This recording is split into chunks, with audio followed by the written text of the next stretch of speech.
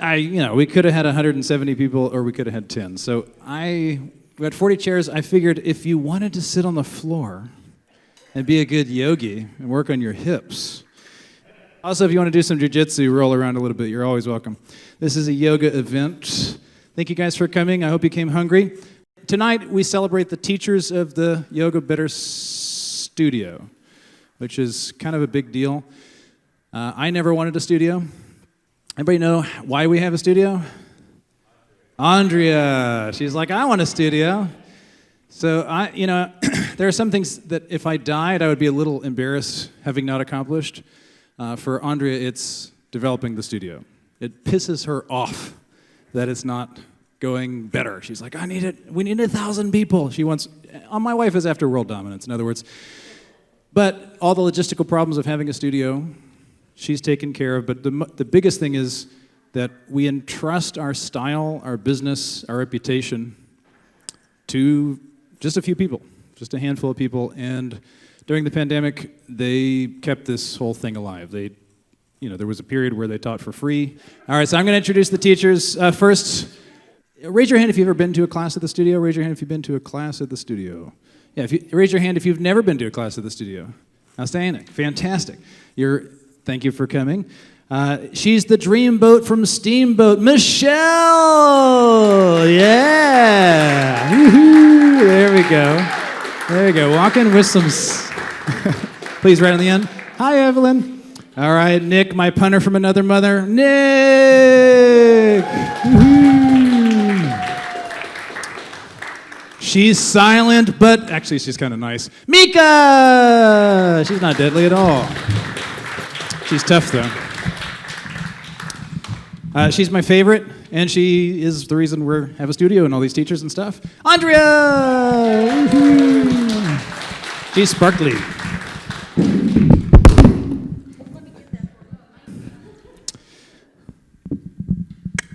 All right. Lizzie has never been in a tizzy in a drizzy while busy. Did she? Anyway, Lizzie! Yay! With her fanny pack. Who makes food in an oven? It's a baker! Lauren Baker! And finally, but not winily, he's our elder statesman and our local 80s music connoisseur, Larry!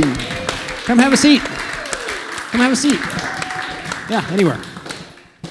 Welcome. Everybody grab your mics. You know the drill. Where do you put the mic? On our chin. On your chin. So I've been kind of desperate to celebrate these guys. We used to have Friday meetings at my house every week, and, that kind of stopped. And then we had Friday meetings on Zoom, and then, I don't know if you've noticed this, but it's easy not to do Zoom things. It's like effortless. I don't even want to put a shirt on. I don't want to wear pants, but I don't want to wear. I guess I will skip the meeting. So it's been kind of impossible to get all these. This is kind of my dream. Just here, everybody, take a deep breath, soak this in. Raise your hand. This is for everybody on stage in the audience. Raise your hand if you've ever had an injury. An injury? No. An injury. Yeah. Has anyone lived an injury for your life? That's different than being in jury. That's right. Especially if you're in a rural area, then you'd be a Rural juror. You'd be a rural juror. All right. Raise your hand if you've done yoga if you started yoga because of an injury. Come on, man. You didn't start yoga because of an injury? No. Why did you start yoga? Well, I started going to the YMCA by my house. But why? When my kids were little and it was hard. You wanted to get away. Having little children. First of all, teachers, anybody intimidated that we got the spot out? Now I am. I Just a didn't little realize bit. it was there. Now you see it. It is. We're all in the spot tonight. When you take it, so all of these people have obviously taken our teacher training, and when you take the teacher training, you guys know, we put you on the spot. But in this case, we have a literal spot, and when you're on the spot, when you grab a chair, It's your moment to shine. No, make eye contact with the person next to you and then scooch away from them. Like, ugh, too close. All right. So we put you on the spot. So why did you start yoga? I started yoga because I was looking for a way to move my body. A friend of mine sent me a yoga DVD, a stranger on the internet. But you were at a crossroads, weren't you? I was at a crossroads in my health. I was trying to find a way to move to actually, I guess, take some ownership of my health and maintain lifetime fitness after looking at like my parents who were both not in great shape and my dad who had chronic injuries and painkiller addiction and things like that. So it's like, well, I don't want to end up like that. And so this random guy's like, hey, can I have your address? In truth, he wasn't a random person. He was a person I played MMORPGs with, so Had you World ever of met him? Warcraft. No, I never met this person. Okay, come on now. So a random guy says, hey, can I have your address? And she's like, sure. it was a beautiful time, the early internet. The early internet was a wonderful time. But yeah, that's how I started. And then I like eventually just kept going. Hell yeah. Jamie helped me as well. I had a breakup and decided I was didn't want to be, quote, like skinny fat anymore. So Jamie took me to group fitness classes and made me do way harder work than I was doing. So, and then eventually I introduced her to Yoga Better. So that was fun. So this looks like the non-injured side, and this is the injured side. I totally started yoga because of injury. What was your first class? When did you start? How did you start? Yours, Yoga. ever? Yoga, yeah. Started yoga when I lived in Los Angeles. Put the mic on. I started yoga when I lived in Los Angeles at a studio in Hermosa Beach. And I kind of dabbled in yoga for a lot of years. And did a lot of other stuff too. Well, now you dazzle, so that's cool. You're dabbler, now dazzler. But what brought me there is that I had a lot of back and neck pain, and I had seen, I did the typical stuff. I found a masseuse. I went to acupuncture, doctors, all kinds of things. Hang on a second. The typical thing is do nothing. Okay. So the proactive thing is you do some stuff. Okay. And then try to help it. First, I did a lot of nothing, and then I started to get proactive. And I felt better at moments, but it wasn't ever going away. And we were living here at that point, and I started doing yoga a little bit more consistently, and I started feeling a lot better. And I started going more. You had some people in your life that were like, definitely, okay, has anyone, I hope if you don't practice yoga, you practice yoga, but if you do, raise your hand if you have had this experience where you see people around you that sort of clearly show you the path called not doing yoga. Right? Like, ugh! And you freak out, and you break into hot sweats, and then you like immediately go into some kind of yoga pose. So I'm super appreciative. Yes, like everybody was like, oh. Okay, Nick is going to be our posture police. He's got really good posture. Yeah, look at that. Yeah, nice. It's all for show. It's all for show. Still counts. There you go. That's why I like being on the spot. You do like being on the spot, yeah. So you get to breathe. Never bother. All right. So who's been practicing yoga for more than 2 years? Practicing yoga for more than 2 years. You get to raise your hand too. Yeah. 5 years? 10 years? Practice yoga. That's it. Yeah, if you have to ask the question, you know the answer. 10 years, 15 years? There you go. 20 years? You got it. Yeah, I think we're going to have at least 2 25ers. 25? All right, 30? No 30s? Okay, so we got 3 25ers. This is exciting. This is exciting. Does anybody wish they had waited longer to start yoga? Yeah. No. I got super lucky. I got introduced at 16. Why did you start doing yoga?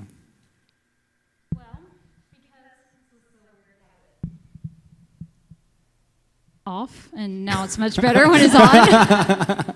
Minor detail. I was like, I don't think this is working. Why did I start doing yoga?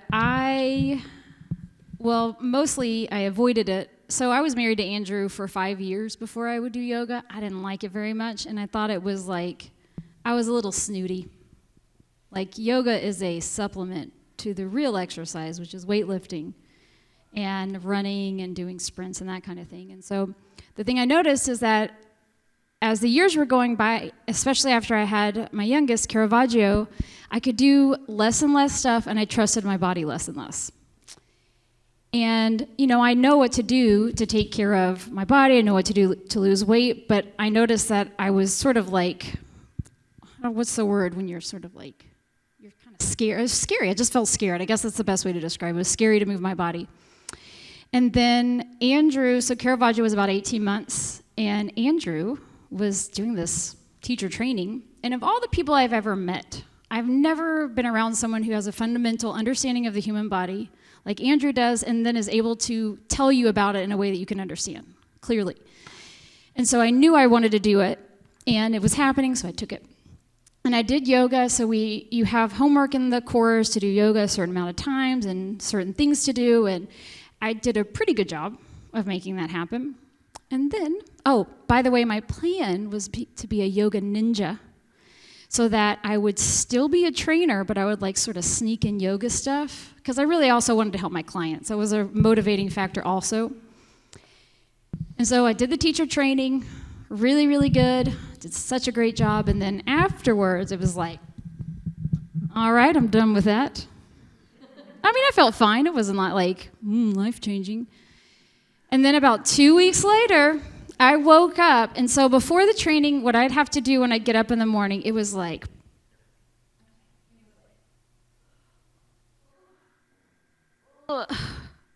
I felt like 1,000 years old. I could not move, and then once I got up, it was fine.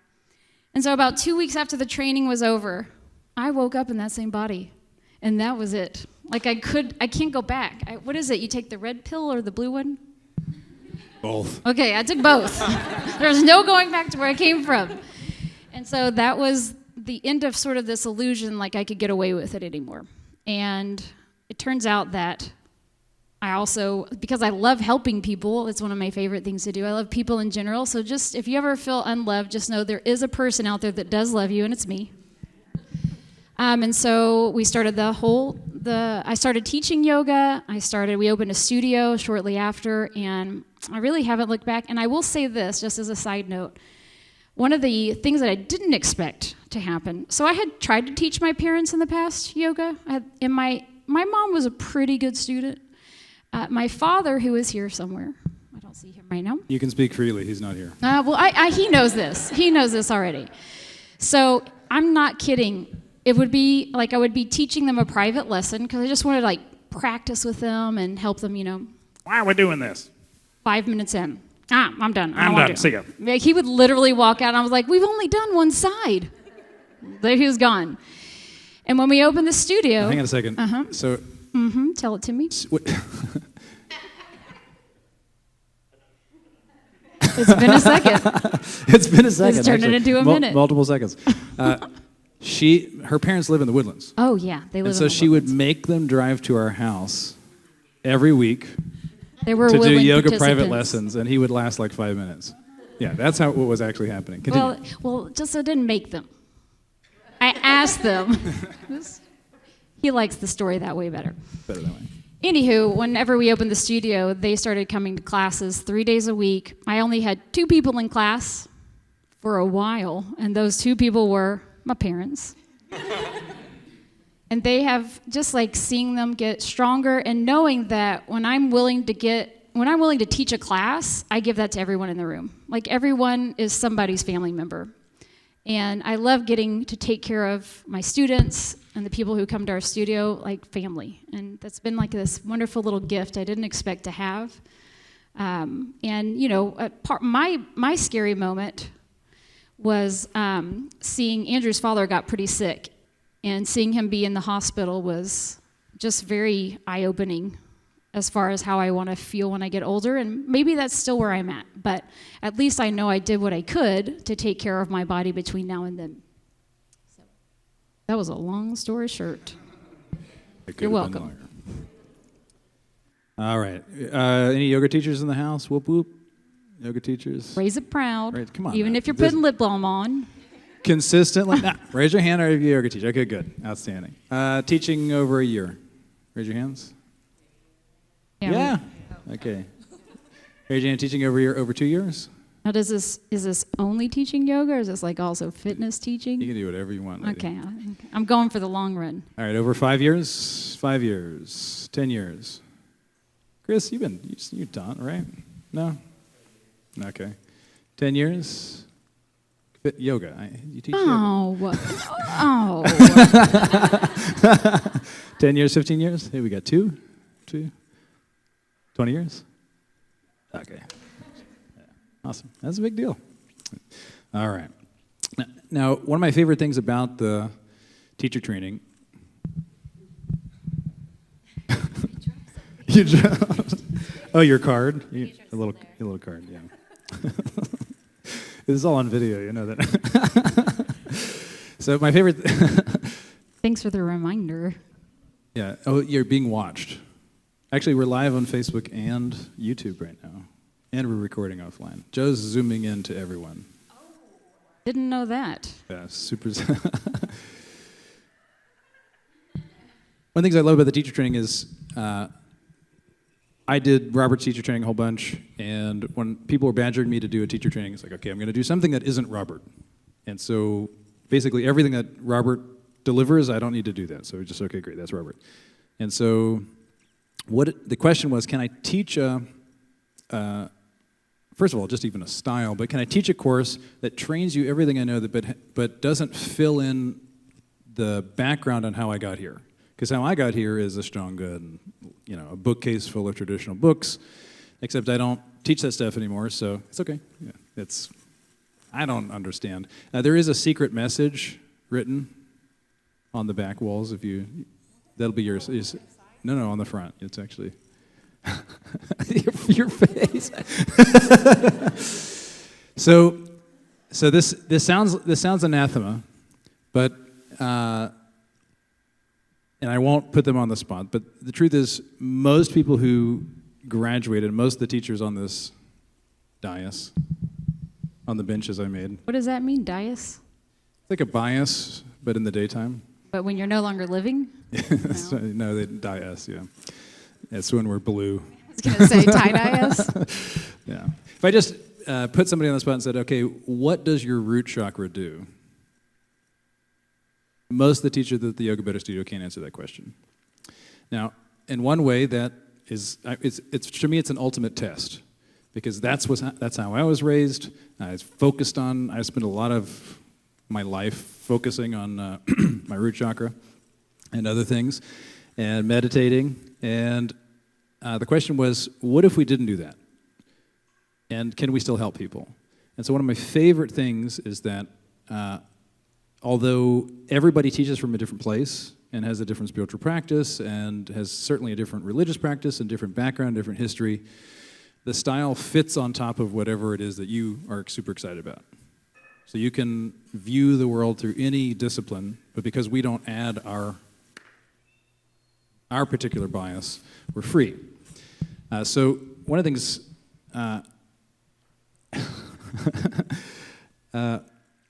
let's see, I think Larry is the one who really hardcored another style before this. How would you describe your yoga upbringing?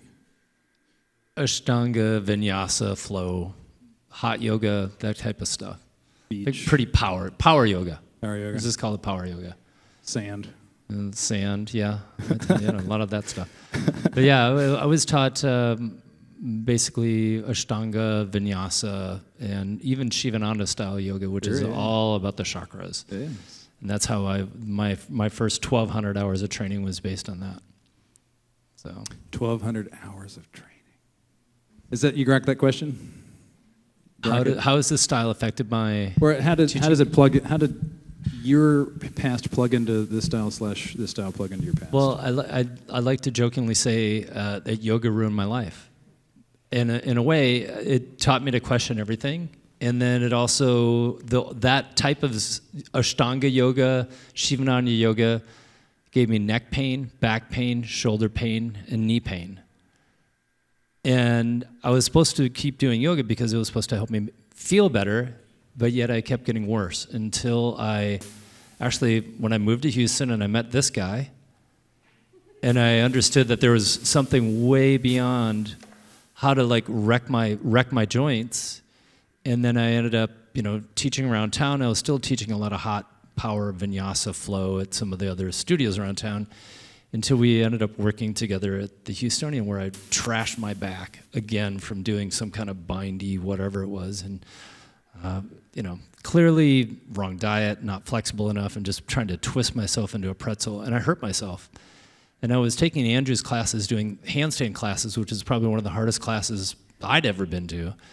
And I wrecked my back, and I came to him one day and I said, "Bro, I'm a mess." He's like, "Get over to my house, I'll help you out." And it literally transformed, it saved my back. And I was like, I'm all in. What does this guy know? Because as Andrea pointed out, it's taking the anatomy and delivering it in a way that makes sense. And I was like, wow, I never got taught this stuff during my yoga teacher training. So I was all in. I'm like, I'm going to take this guy's teacher training, figure out how he teaches this Are stuff. you saying that when you take 1,200 hours of teacher training, that the anatomy section doesn't get deeper? It didn't get any deeper. But I really geeked out on it, so I ended up teaching a lot of the anatomy portions when I started teaching teacher trainings. Like I was the guy that would, but it still wasn't enough. So I started asking better and better and better questions instead of just taking things for granted. These things are supposed to make me feel better. Well, why? Finding out why your body does what it does is a huge thing for yoga teachers, especially being the one on the spot telling somebody what to do with their body, yet alone a classroom full of people, maybe of 50 people in the room. So knowing why you're asking people to do a certain thing is a big deal. It's a huge deal, and it really transformed the way I teach. And I'm super, super happy I took your training. I'm planning on taking it again in January. Hell yeah. Yay! He's in every course, so. This will be number 12. It'll be I'm fun. collecting the whole set. But that's a lot of my yoga story. Recommend But anyway, yeah. Well, so here's the truth about anyone who's willing to get in front of a class and teach yoga is a hero. And not like social hero, but is somebody that fundamentally, this is a person who cares enough about human beings it's scary to be in the front. Anybody still just a little nervous here on the front? You got it? You're good? Let me see your hands. Yeah. Anybody still get in their head while they teach sometimes? Absolutely. Yeah, sometimes. Yeah, for sure. Anyone who does it cares, and has anyone ever noticed Andrea getting in her head while teaching? Andrea getting in her head. Andrea will getting remember if you distracted. say Andrea yes. listening to the voices in her head. No, you're never going to notice that because she doesn't let it stop her. Yeah, this is a bunch of human beings who, despite their self-consciousness and fear and all that stuff, show up, deliver a class, and the truth is anybody who teaches yoga class does it because they actually care. Like they care deeply about other human beings and other human beings feeling better. Because it's scary. And although you can convince yourself you're sort of the center of the attention being in the class, you're a servant. We're all servants of the students, of you guys. And it takes something. And it's heartbreaking when you care that much and you can't help somebody. Like my skills, here's where I need to be to help this person, and my skills are here. Yeah, it's a failure. Anybody ever failed in life? Yeah. Yeah. All these people have been in my 7:30 class. My Tuesday, Thursday. And the teacher training. Yeah. Wasn't your sister involved in your yoga story? Yes, Yeah. for sure. My So it wasn't just like proximity to the why. No. I mean, I think that it was definitely a variable. My sister got thyroid cancer, and around the same time, my older brother and myself were just found out we had thyroid issues. I don't know if we grew up next to a nuclear power plant that had some kind of leakage. Super fun site. Yeah. So it definitely caused some alarm, and it just definitely wakes you up and makes you explore, what makes you. She survived, yes. Oh, she did, yeah. Okay, don't leave us hanging. Alive and well. Yes. Maybe you guys have experienced this. I've noticed there's only one kind of person that starts doing yoga and commits to it and does it every day without fail. There's actually, one of these guys is in this room. But anybody remember what that kind of person is? Lad. There in the corner. It's somebody who has experienced a life-threatening illness and survived. And that does something to you. Like when you actually see it, your end, or at least the possibility of your end. And then you find yoga, and it's just like, oh yeah, this is what I do every day. I wake up. Does anyone have trouble practicing every day? Sporadic. Isn't that interesting? So one of the things that you could do to get a better practice, How about you don't? bungee jump on like an old bungee. Live next to a Superfund site. Does anyone on this who's at the front have an injury that denies them certain kinds of movements? What do you got, Larry? What can't you do? Spinal flexion, deep spinal flexion. You're saying you've given up trying to put your face on your butt crack. Over this way, down that way. Yeah, exactly. Yeah. I don't do that. I don't do that anymore. I mean, that's kind of I worked on that for a long time. Any injuries? What can't you do? Can you do everything? I don't think I necessarily have injuries that are stopping me. I have lack of strength and flexibility that's stopping me. You're talking about handstands? Maybe. That's understandable. Different category, yeah. Hey, you got stuff. Gotten a few injuries along the way that I have to be very conscious of. Like Larry, if I do flexion too much, I might push that disc back out. AKA slouching. Yeah. That's what your disc sounds like when it comes out, by the way. It's like a cork. But you're like me. Can you do donuts? Can I do donuts? Can yeah. you can do donuts? Yeah. Okay. Anyway.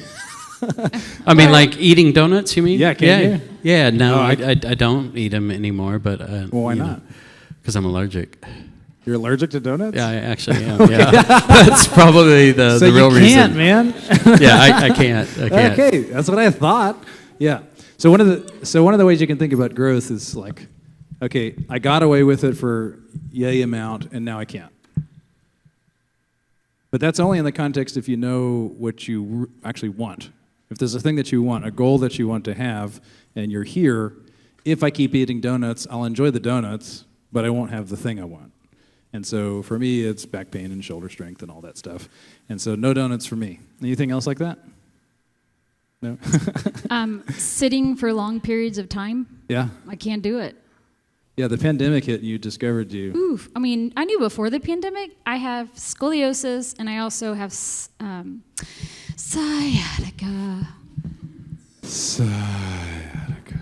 in the attic. You sign in the attic. That's right. Yeah. There's stuff that I don't like. There's stuff that I know I shouldn't do, but I do aerial, and I know it's not sustainable in the long term. It's not good for my body, but I'm going to do it anyway.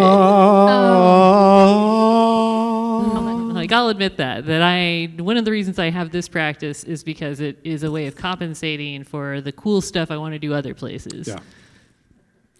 Well, so that's right. So, okay, I want to eat donuts, but I know I'm going to have to do X. And I do eat donuts. Well, I can tell you this. If I'm going to eat a donut, I'm going to enjoy that donut because I'm Hell going to yeah. pay for it later. Because it will. You stole the donut? I did. You're supposed to pay for it in the front. Oh, that's where I was going wrong. Yeah.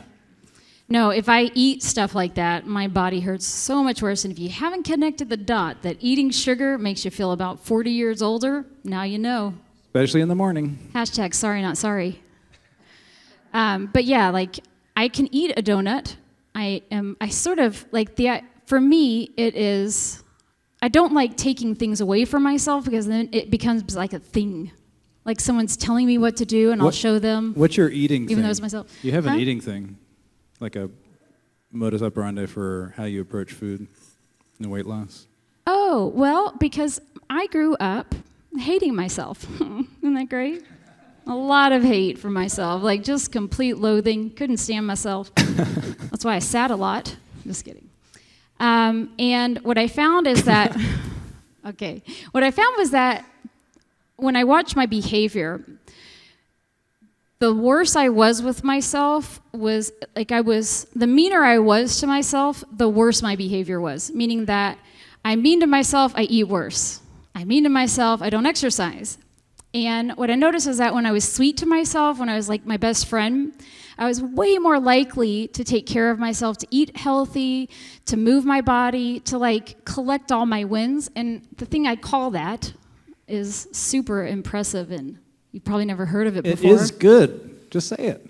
I love myself. Yeah. It was So original, you wasn't can it? sit on the floor if you like. But it makes a Yeah. huge difference. And so just like knowing that about myself and knowing that about my, like how my brain works, and I think most people are like this to some degree. Yep. So if I do stuff, I just know what I'm going to be, it's going to cost me, basically. I don't exactly know what I was talking about. I'm distracted. I was a little distracted. Did she say love your weight off? I didn't say that. Okay, I love my weight off. Yeah, I did. Isn't that nice? It was nice. Yeah, you want to lose I weight, love loved it off. off. Like, love yourself first. And it's this amazing thing. Like, if you're stimulating your stress response, you're not going to eat well. Because your amygdala is going to be making terrible choices. But if you start with this, like, hey, I love myself, that's the baseline. Well, that's why we do practice. That's why we do yoga. I mean, yeah, and there's this moment for myself where I don't know a better way to say it. I guess I had suffered sufficiently to some degree, which we all know it's kind of a choice, kind of not a choice, but it's this thing that if you don't catch it, it's sort of like, what's the video with the two fish swimming and they're going this way? Finding Nemo. So there's three fish. This is a joke. No, it's not a joke. Not really. There's two fish swimming this way, and then there's another fish swimming this way. And as the two fish are swimming this way, the fish that's swimming this way says, "How's the water?"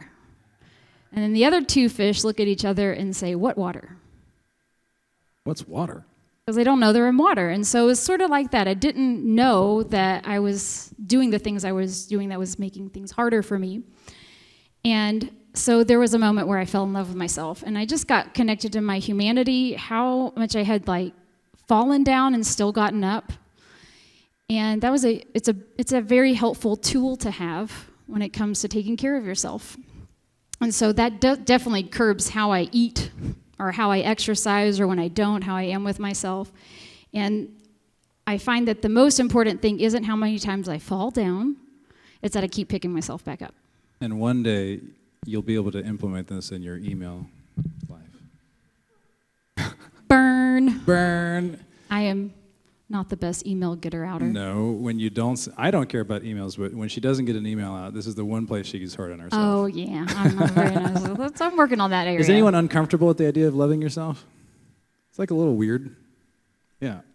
And this is Sherry Huber, gave language to this. Sherry was an amazing author, Huber. Sherry. She's a Buddhist nun who has a crazy story that if you'd ever read her books, you'd never know this story. She tried to commit suicide, and that's what led her to Zen. And her writing is so simple, and she gave this, it's the kind of book you can read in one sitting or read the rest of your life, all of her books. And she gave language to this idea of self-hate. And that's the one that triggered me. It's like, ugh, I don't hate myself. What are you talking about? except if you actually pay attention to how you talk to you all day, I don't know how else you could describe it other than self-hate. And so it took it a little bit to use that as the language. There's a tool that Andre and I use. Wrench. I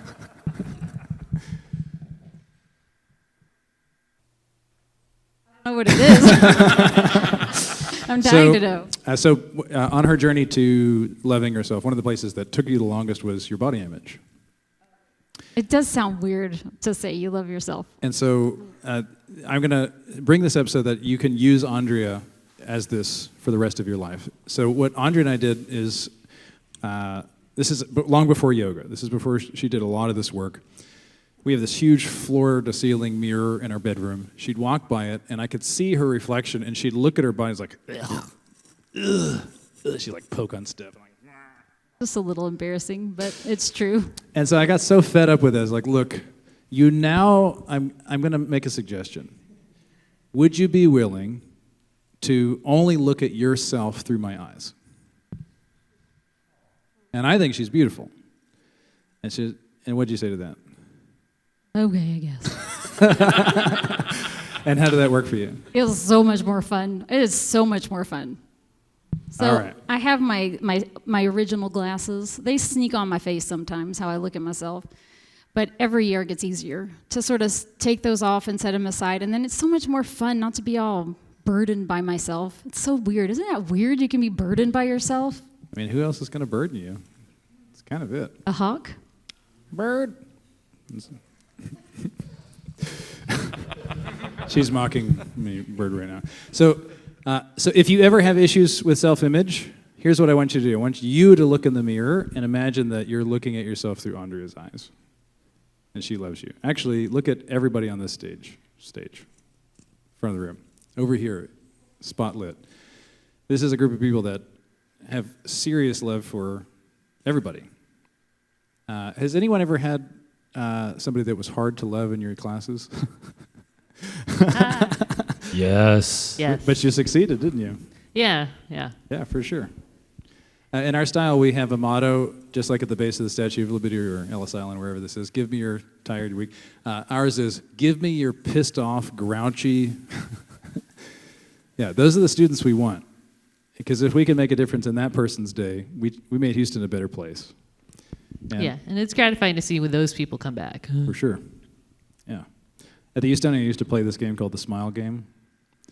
There's maybe like 100 ladies who did about 40,000 crunches every day, and so their heads were like here, and they snarled and scowled at everybody, and so I just smiled at them, and the game goes like this: snarl at me, and I say, oh.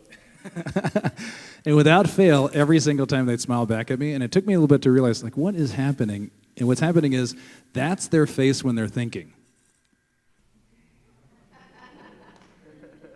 They don't hate you, that's just their face. And then when you smile, you wake them up, and they're like, oh, they're back in reality. It was a really fun game. And so we all play that game. So we just have a little bit of time. Again, this is my fantasy. These are people that, when we do a teacher training, I'm sort of auditioning people for 5 months. And if I didn't hire you, it means I hate you and you're not. I'm just That's not true. No. It's, there's 4 criteria for me hiring you. Keep taking it, right? There's 4 criteria for me hiring you. But number 1, and this is true for basically everybody who takes the course, you all get this, but the first one is you care. Like you have to care. And you're looking at some of the most like deeply caring people in the world, and I've met a lot of people. But I guess the last thing we talk about is I noticed Joe and I had this conversation right here over here. This gentleman right here with the ponytail. Joe is the guy who helped me shoot and edit all of the videos on My Yoga Better, which we haven't been able to record since the pandemic. So he and I were having a conversation. Anybody still depressed from 2020? If you're curious if you're depressed, that feeling that you have all day, yeah, that's depression. You know that lack of motivation? That how your day is just a little weird? Yeah. And it's and yoga makes stuff better. So maybe we could go down the line and just, I'll give you guys a second to think, like, what have you guys done since 2020? Because I notice I used creation as a protocol for helping my life. It's like, okay, if I'm feeling terrible, I just set a deadline. All right, December 8th, let's do a thing. I got to put a bunch of chairs up. That'll keep me happy. Anybody like the pads? Aren't the pads awesome? We're gonna every event. It was worth coming just for those pads, wasn't this it? is some good pads. Yeah. It was all I promised and more. We upgrade with every event. So, what strategies have you used in your practice, in your life, with your family, with your friends that have made kind of the biggest difference since 2020? For me, it was the desperation of poverty motivating. Anybody else? What did you guys use? What practices? So you came to class a lot. Yeah, when the pandemic started, I was getting a divorce, and I started taking the teacher training a second time because I need consistency in my life. So I did that, and then I just kept coming to classes really consistently. Because if there's one thing that makes my brain be quiet, it's moving my body and doing stuff. And when I started teaching early on in the pandemic again, the people that came back, I was there for them too, that little bit of consistency. And I was impressed to see like the people who came back, some people who the student who you see in class and you're like, I don't think you could do half of what we're doing, and it doesn't look like you're doing it right, but you're here every week. And I've seen them get stronger and just consistently come. So, just trying to maintain consistency with the practice basically. And my cats. I also have a lot of plants. Plants in every room, everybody. 113. Cats? Plants. That's... Smell you later. No way.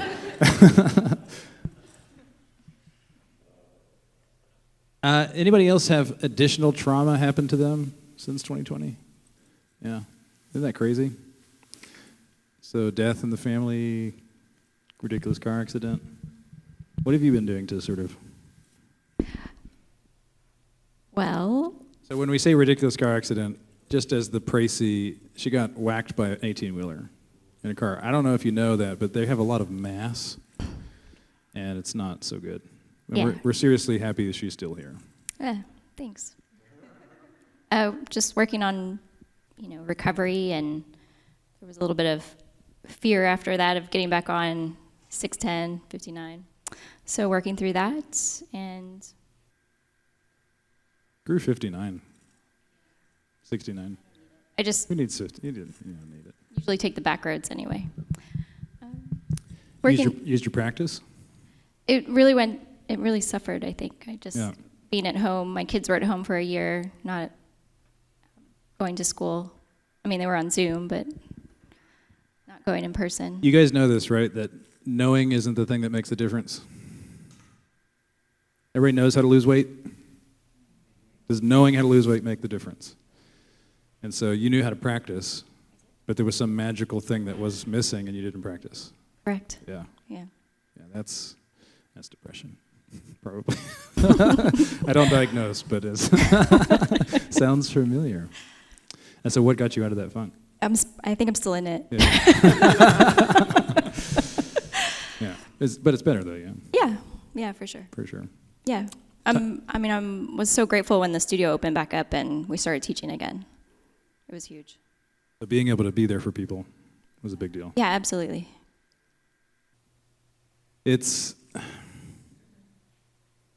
I say yoga saved my life, but teaching saved my life too. Yeah. I concur. How's your practice? What have you done this last 2 years? Well, getting back to the question is how have I implemented some of the tools since 2020? I think What strategies have you used? one of the strategies that I used, I lost my father last October. I couldn't sleep, and I had to just wake up one night, one of those sleepless nights with the reoccurring nightmare, and slow the hell down and feel myself. instead So- of distract myself. So this wasn't just he lost his father. Yeah. He went and was by his father's bed for the final 2 weeks, 10 days, It was only 7 days. 7 days. Yeah, it's quick. And it was, I mean, this, you know, we don't want to Yeah. make him relive it, but it's not a pretty story. It wasn't a fun, sweet ending. Yeah, and so I think what a lot of people do, and we distract ourselves from feeling. We distract ourselves from feeling deeply. And I was doing that. I would be eating too much, and during the pandemic, I started drinking an extra bottle of wine a week, and it was like, what is going on? And I'd get on my phone, I'd be hitting, just scrolling and just distracting. And the nightmares kept coming up, and I finally just got up and let myself just get wrecked. Best thing ever. And so some of the tools that we use in the style of yoga is learning to feel, even when you're not feeling that happy, hey, I'm a yoga instructor, but yet my life is kind of got some, a car crash in the back. Something's going on back there. And to be able to deal with that and to learn to coach yourself through some of the junk, some of the dirty stuff. And I often say that a lot of yoga teachers are the ones in the front of the room because they've got their lives got a little bit better by teaching. And so learning to feel, getting really sensitive to feeling when I'm not optimal, and allowing the mess to be there, and instead of just trying to bypass it. So. And now I teach, what I think one of the bigger upgrades is now I'm a clinical yoga teacher, and I actually teach in a clinic, and I see about, maybe about 15 to 20 different people a week. So that's been a real big upgrade as well. It's like, I'm the one that's stepping through first. Hey, how can I teach these people to feel something? Well, let's feel your butt. Let's feel your balance. Let's feel your shoulders. Yeah, butt. Whatever it is that we're going to do. We're there's going one- to feel something. We're good at making you feel your butt. Yeah, we can make you it's kind of feel- our thing. It's a Calipigis thing. If you didn't feel it today, you'll feel it tomorrow. Yeah. Michelle, you had a similar life experience. Yes, I did. It seems like you're doing way better. So for the past 4 years, I've been taking care of my mother, who is fighting 2 different types of cancer. About a year ago, we lost my mother-in-law, and 6 months later or so, we lost my mother. A few weeks after that, we lost an aunt. So yeah, it's been a tough year. When the pandemic hit, all the live work I was doing, everything got shut down right away. And it took me a couple weeks of, basically moping around the house, wondering what I was going to do with myself. And I got myself a Zoom account, and I started hosting classes and raising money for the studio. And it felt great, like I had some purpose and something to do. I'm still struggling with all the loss that I've experienced this last year, and it's probably going to take a little while. A little while get to through what? it. Sorry? A little while to what? Because implied in all of our struggle is that there's an end. Yeah. And there's not an end to this stuff. I feel a little bit like I've lost myself, and I'd like to get back to Yeah. old Michelle. And she might not be totally there anymore, but I'd like a little more of her in my life. Yeah. It's a Yeah. game of percentages at this point. Yeah. Gotten a little bit of a tussle because we talk about acceptance and feeling. And we had a woman get very upset at me because the love of her life had died. And she said, I'm never going to get over him. And I said, yeah, you're never going to get over him. Now, I didn't imply you're going to get over him. Because what most of us conflate is when you accept something, it's like done, it's complete. No. When you accept things the way they are, it means you get to be in this moment, except it's never gone. Your dad will never be gone. My father is still alive. But trauma of seeing him in ICU beds in and out for 2 years. Like, I'm not the same person. But every single person up here still gets in front of the room and teaches. Here's what I do. This is what I sort of help train you guys to do. Would you agree with this? When it's time to get in the room, you take all the stuff that you are dealing with, you say, I'll deal with you later, and you put it on the shelf? That's very different than denying that you're messed up. It's just like saying, look, for an hour, I'm going to make your problem more important than my problem. For an hour. I can do that for an hour. But then we got to do the work. And it's slow sometimes, it's iterative, but to me, you feel like teaching has really helped getting you out of your... 100%. Yeah. Hell yeah. Whole community made a big difference. Isn't that cool? An employee was like, you know what? You're not open, so I'm going to raise money for my boss. That's pretty amazing. Yay. No pressure, guys. No pressure. Nick? Yay. So I was very fortunate. Right before the pandemic started, I started in on a new relationship. Wonderful thing about a relationship is you got someone to spend time with. And the pandemic actually allowed for a lot of time. And that's wonderful. It's absolutely wonderful, but there's huge amounts of challenges with that. Yeah. And communication and, just learning a different side of myself. It had been a long time since I've been in a relationship. So that's what kind of helped me make it through. Yeah. Can you guys imagine the pandemic hitting in 1980? Holy fuck. Are you kidding me? No Zoom? No internet? You've all just died. CNN, I guess in 1980, okay, 1989, 1992.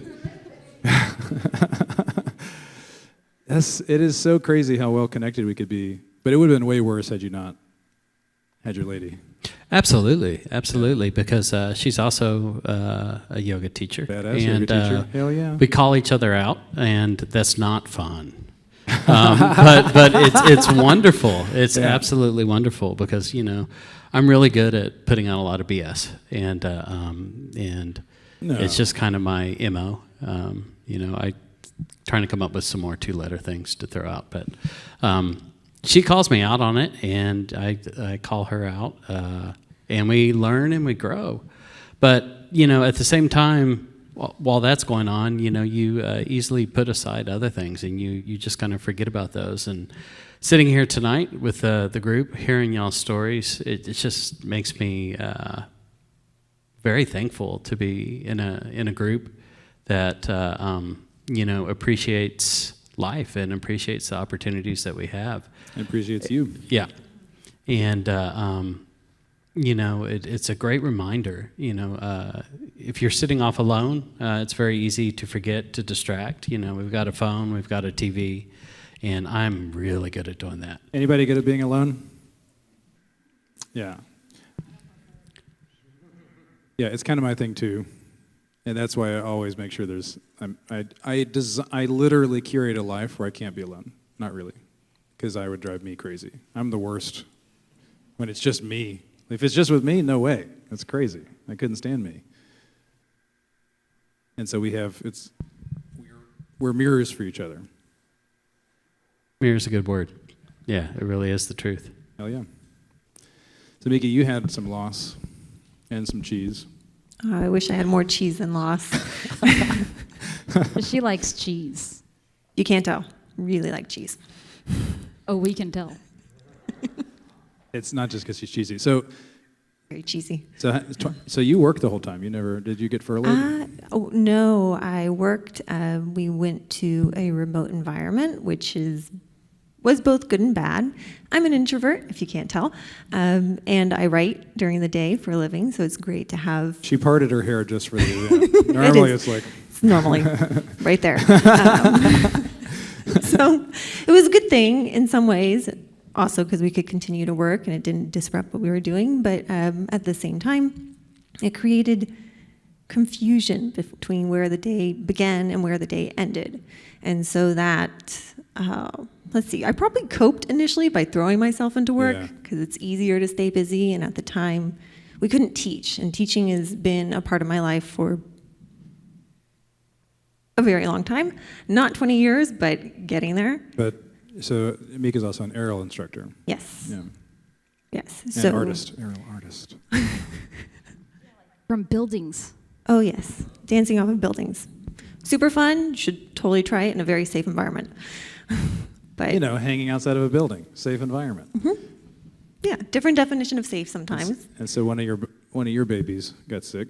Yes. So babies being fur babies, who I had 3, and they're all very important to me. Cat lady, dog lady. Dog lady. Although, yes. Okay. So one of them got sick. One of them has cancer, and he probably has another month or 2, and that was something I knew was going to happen eventually. And then more recently, my old lady, she was 13. I had her for 13 years, basically since she was 6 months old, and it was very suddenly she died. She was old. I had no idea. We went to Starbucks that morning. I got her a puppuccino, like normal stuff, and she was just gone. So. I know not the same as losing a parent, but still something very important to me. So what have you been doing? Since then, What have you been doing to support yourself? teaching actually makes a very big difference for me because, like I said, I've been doing it a very long time. I love helping people. I love helping people reach their goals and seeing them be happy. And with the yoga being pain-free or closer towards pain-free, I started yoga partially because of Lauren Baker's fault, but also because I had a shoulder injury, and it was the one I did nothing at first, but then I did all the things like Michelle did, and I went to the doctor, and I did the physical therapy, and I did the cortisone shot and everything, and nothing helped except for coming to Andrew's class and doing really hard things that put my shoulder in very unusual situations, and that was the only thing that made my shoulder feel better. And that shoulder is totally pain-free, mostly back to the same amount of flexibility. Now I have another shoulder injury that I'm working through, and I'm getting there. It's a process. You feel more confident though this time. With my shoulder injury? Yeah. Yes. The first time when it happened, I was like, this is never going to go away. I'm going to be Yeah. stuck with this. I'm not going to be able to do all these things that I need my shoulders for, especially with aerial. And then this time I'm like, yeah, it'll take some time. I'll do some hard things. Yeah. Go to Andrew's class and torture myself just a little bit, and it'll be fine. With injuries, does anyone live in the future? I want to make sure. Does anyone live in the future? I'm living into the future. Now and now. Thank you. So I've never been to the future. It's always just the now when I get here. And when you have an injury, injuries, weakness, uncoordination, insensitivity, it always feels very personal. And especially if it's new, it feels like there's a mountain I need to climb and I don't know if I can climb it. And especially if it's a new injury, something you've never had, I actually don't have any evidence that I can do it. But one of the cool things that all these people have is enough experience that these guys don't live in the future either. But we don't treat, we don't diagnose injury, but we've all have human bodies, and so we give you our first best guess. And what it feels like is we're Sherpas. And because we've all been injured and we recovered, it's like, well, I'll show you what I know. I'll walk you up the mountain on the path that I've walked. It might not work for you, but I'm pretty good at assessing human beings. I bet you can do it. And we'll walk together. And I taught my 34,000th class this year. Whoa. 34,000 classes. That's a lot of people. It's a lot of classes. I cannot live in denial anymore that this stuff works. And so I don't speak like I know the future, But for most things, like with your shoulder, I'm like, I don't even have an MRI. Unless somebody buys it. Maybe that could be the next fundraiser. Just one for my house. That'd be awesome. I can't wait till our phones can do it. It's like, that'd be, 3D. Oh, I'm so excited. It's coming. It's coming. But because we don't know the future, we give you our best guess. And for me, it's like, I promise it can get better, even if, who knows where we'll be in 10 years. So it's time to eat. That's the most important thing right now. Yay. Everybody take a deep inhale. Take the last remaining oxygen in this room into your lungs. And take a look at the people that are sitting at the front of the stage. These are the champions of this style. These are the people I trust my life with. Picture your reputation. If I asked you to describe your reputation, and who would you give your reputation to? Who would you entrust it with?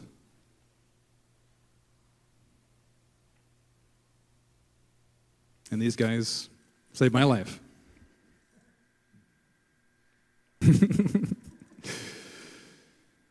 So thank you. Let's take a deep breath. Let's stand up. Stretch your legs. Thank you guys so We much love for you so being much. here. If you can give these guys a high five. And here's the deal. Thanks, y'all.